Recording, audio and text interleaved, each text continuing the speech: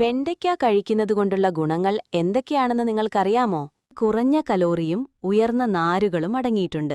ഇത് ദഹനത്തിന് സഹായിക്കുകയും രക്തത്തിലെ പഞ്ചസാരയുടെ അളവ് നിയന്ത്രിക്കാൻ സഹായിക്കുകയും ചെയ്യും.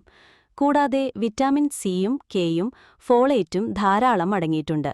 ഇത് രോഗപ്രതിരോധശേഷി വർദ്ധിപ്പിക്കാനും എല്ലുകളുടെ ആരോഗ്യം സംരക്ഷിക്കാനും വിളർച്ച തടയാനും സഹായിക്കും.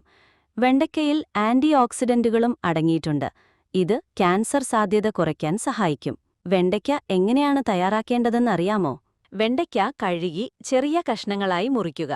ഒരു പാനിൽ കുറച്ച് എണ്ണയൊഴിച്ച് കടുക്, ഉഴുന്ന് എന്നിവ പൊട്ടിക്കുക. അതിലേക്ക് അരിഞ്ഞ വെണ്ടയ്ക്കയും ഉള്ളിയും പച്ചമുളകും കറിവേപ്പിലയും ചേർത്ത് വഴറ്റുക. ആവശ്യത്തിന് ഉപ്പും മഞ്ഞൾപ്പൊടിയും ചേർത്ത് നന്നായി ഇളക്കുക. വെണ്ടയ്ക്ക നന്നായി വെന്തുവരുമ്പോൾ തീ അണയ്ക്കുക. സ്വാദിഷ്ടമായ വെണ്ടയ്ക്ക മെഴുക്കുവരട്ടി തയ്യാർ. ഇത് ചോറിനൊപ്പം കഴിക്കാൻ നല്ലതാണ്.